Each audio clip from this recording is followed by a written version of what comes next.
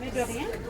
Madame Mouélé, c'est d'abord un très grand plaisir de vous avoir parce que vous êtes dans une forme rare souvent d'existence où on ne vous voit pas partout, mais on vous voit là où on peut vous trouver. C'est d'autres niveaux. Vous avez une action assez large, des points d'étape développés, des points d'étape réalisés. Nous sommes ici dans ce stand de l'association Local Society. Local Society qui œuvre et promeut la culture en Afrique avec toute une vision de la culture. Comment pouvez-vous nous dire votre ressenti après une journée comme celle-ci et même aussi nous apporter des éléments assez probants de complicité et même de l'orientation? Alors, je vous remercie de m'accueillir. Comment je peux ce que je peux vous dire, c'est que la culture, c'est millénaire, c'est les origines. Un peuple sans culture n'a pas avancé, et un peuple perdu. Et également, la culture, c'est beaucoup de choses. C'est une langue, mais pas forcément une langue audible, mais c'est une langue qui est conjuguée. Si je prends par exemple la langue que nous utilisons, et moi qui est le français, donc le français est appelé la francophonie. Et la francophonie n'est pas seulement la langue littéraire et culturelle, mais c'est aussi une langue économique, c'est une langue de finance, c'est une langue des affaires, c'est une langue scolaire. Il y a ça, mais il y a aussi d'autres formes, parce que la culture, c'est aussi la posture d'une personne, c'est aussi son identité vestimentaire, selon les codes, les couleurs, les tissus, et l'impression qu'il y a sur les tissus, on reconnaît à quel individu et à quel ethnie. Tous ces motifs qui sont un peu de notre essence culturelle. Totalement. La culture, c'est aussi ça. C'est aussi le gastronomie. Parce que vous pouvez avoir un plat national dans un pays, mais il est aussi conjugué dans d'autres régions par d'autres ethnies. Et selon la composition du plat national par une ethnie, vous pouvez vous dire que, ah non, c'est pas à la capitale où est né ce plat, mais là, c'est telle personne de telle ethnie parce qu'elle a mis une épice, elle a mis un ingrédient, elle a enlevé un ingrédient, et là, vous savez qu'elle a fait le plat national, mais c'est cette ethnie qui a donné une variante de cet art culinaire. Donc la culture, c'est toute cette diversité, et la culture, ce n'est ni plus ni moins que la cité, puisque, et en cela, j'aimerais utiliser un mot qui n'est pas un mot tabou, c'est le mot politique, puisque dans l'étymologie, le mot politique veut dire organiser la cité. Et la cité n'est ni plus ni moins que le peuple qui décide de plusieurs choses, qui se réunit pour mettre ces choses en forme d'un plan et d'un but dans lequel ils vont tendre vers ce but-là. Et d'abord, la cité, effectivement, est un ensemble d'individus qui se rejoignent dans une communauté culturelle avant d'être dans une communauté objective et d'intérêt public.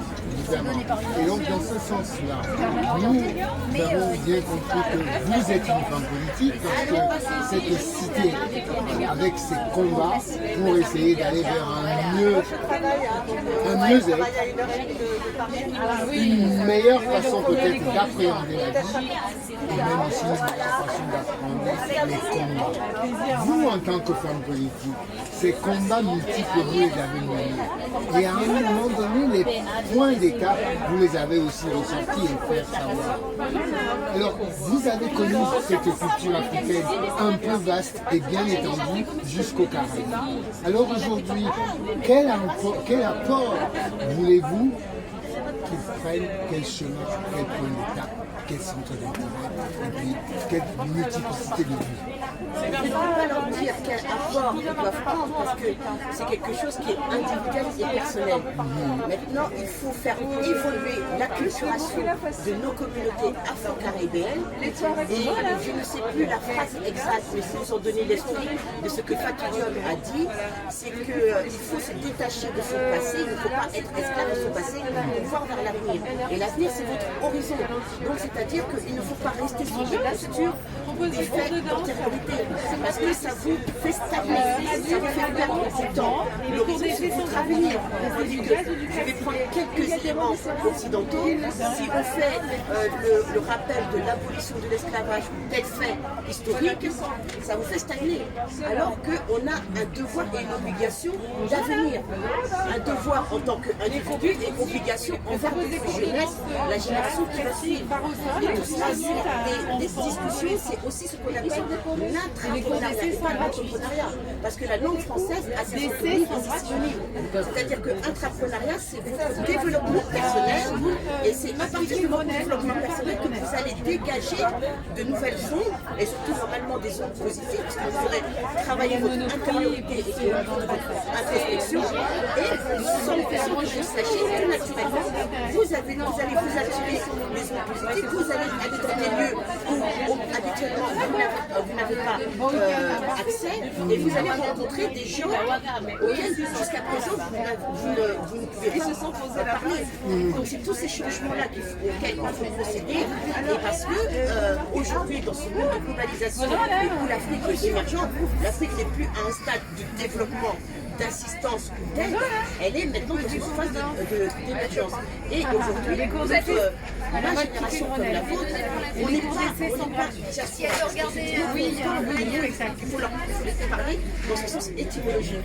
Qui dit diaspora dit qu'un peuple qui est sorti de. Donc, moi, pour ma part, eu égard que je suis née en France et à Paris précisément, et j'ai mis toute ma vie ici, je ne peux pas dire que je suis diaspora. Mais dans le commun du civil, on dit que je suis enfant de diaspora. Mais au niveau institutionnel, on nous appelle la 6e région d'Afrique. Donc les Africains qui sont en dehors du continent.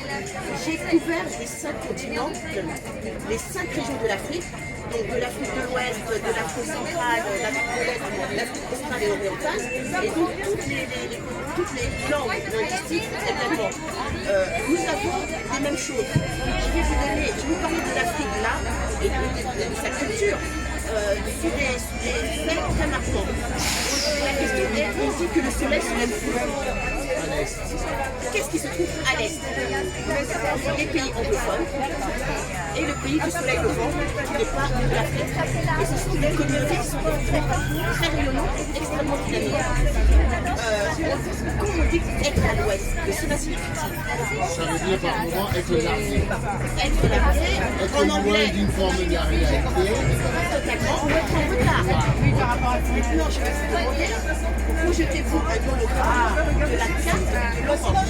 Et dites-moi précisément où se trouve la France sur la carte de l'Europe. Sur la carte de l'Europe, on peut calculer. Voilà, merci beaucoup. Et bien sûr, et ça m'amène à vous demander si tous ces atouts que vous venez de bien nous faire voir, cette vision d'atouts, il faut toujours l'allumer et ne jamais penser qu'elle soit endormie. Il faut toujours l'allumer parce que partout où il y a de la lumière, l'ombre essaie de briller. Donc il faut toujours qu'il y ait la flamme ne doit jamais s'éteindre. Et comme il faut de la transmission. Et même pour transmettre, il faut que les gens soient ouverts à ça, soient motivés. Parce que ce n'est pas transmettre et la personne pose la flamme à terre en disant je ne peux plus, sinon elle va s'éteindre. Maintenant c'est comme soigner le monde, soigner quelqu'un. Que pensez-vous du fait qu'on puisse dire qu'il nous faut faire beaucoup d'efforts pour essayer de comprendre que le passé, nous l'avons vécu et nous voulons tous un avenir meilleur et partagé qui nous assemble. Je ne suis pas du tout d'accord. Et ça, c'est des positions hors continent africain. Expliquez-moi comment on peut dire aujourd'hui l'Afrique est le berceau de l'humanité, que les Africains dépasseront la population asiatique et chinoise en particulier, que l'Afrique est le premier partenaire économique de l'Union européenne et d'autres alliances étrangères, que c'est sur l'Afrique que s'opère actuellement un forme de colonialisme économique, parce que toutes les puissances reviennent en Afrique, et non plus pour le côté humanitaire, mais pour le côté macro-financier. Alors, c'est juste un problème de structuration, de stratégie et de constance. Et de volonté. Alors, vous prenez ainsi des transformations et des transformations extérieures avec des changements intérieurs pour pouvoir présenter dans un modèle une force et une capacité d'action. Mais ce que je viens de dire à l'instant résume notre culture et nos ancêtres, nos héros, nos anciens, nos sages, c'est tout ce que je connais. En fait, c'est ce qu'ils nous ont transmis. Alors, nous, on coupe la transmission à un moment donné et on dévoile ce qu'on a reçu dans les traditions et de manière incisive, et parfois de manière incisive, et beaucoup sur la spiritualité. Donc on ne peut pas se laisser comme vous êtes né en dehors de l'intra-communautage, vous avez tout ça en héritage et en patrimoine. Donc maintenant c'est à vous, ça vous appartient. Si vous ne l'entendez pas, c'est votre fait, et là vous ne pouvez pas interpeller comme système. Évidemment, et c'est ce que peut-être ce patrimoine et tout ce qu'on a reçu, cette association de Kaltusen avec Mme Correa veut encore nous apporter de l'éclairage et porter ce message à l'infini et même au-delà de l'horizon. Moi j'utilise beaucoup une expression, c'est que pour moi-même, c'est ma ligne d'arrivée sur la chaîne. C'est très beau. Je vous remercie. Merci à vous.